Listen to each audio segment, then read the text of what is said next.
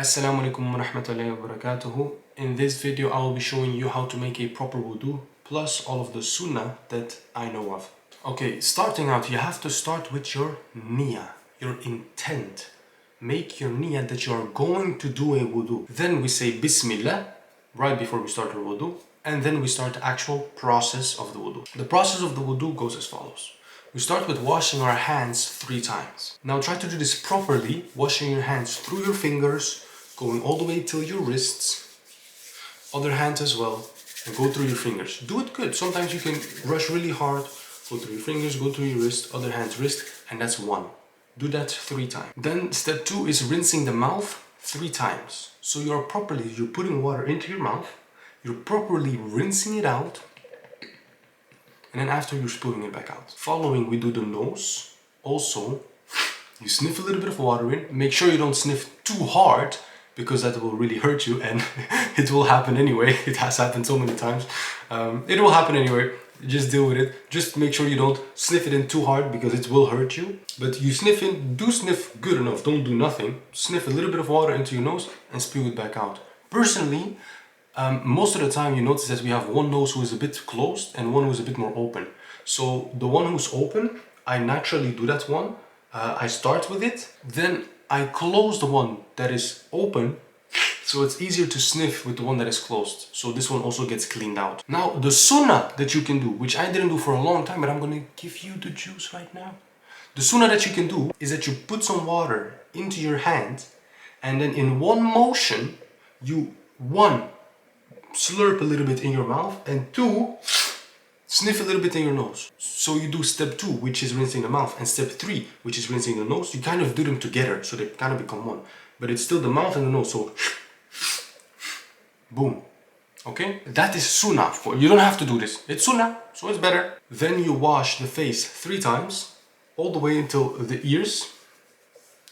And if you have a nice sunnah beard like mine,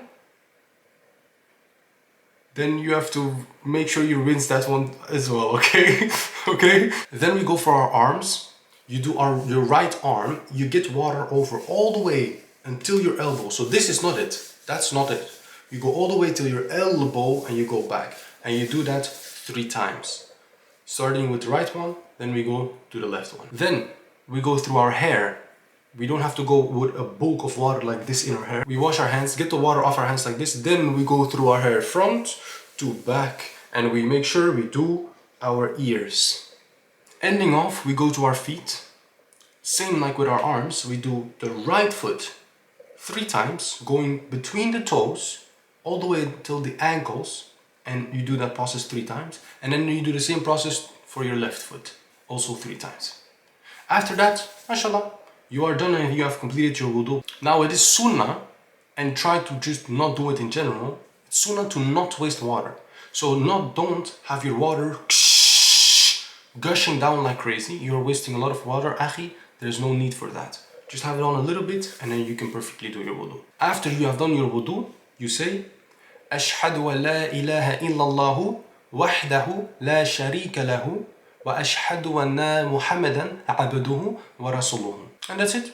There's also another one that you could say, but I don't know that one. I'm very sorry. Now also sunnah, and a lot of people don't know this and they don't do this, is to do 2 rakat after you've done your wudu.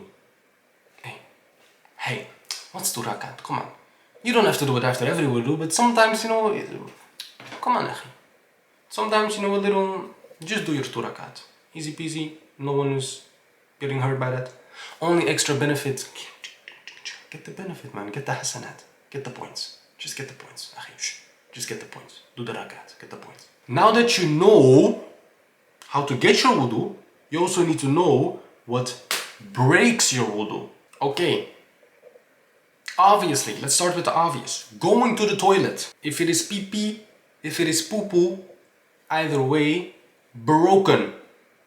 Wudu broken, okay? Flatulence, which is just a very elegant and fancy word for a fart. So if you fart, you release some gas, your wudu is broken. Deep sleep, and also going to my next point, falling unconscious, which is not per se the same thing, because Imagine you go for deep sleep, wudu broken.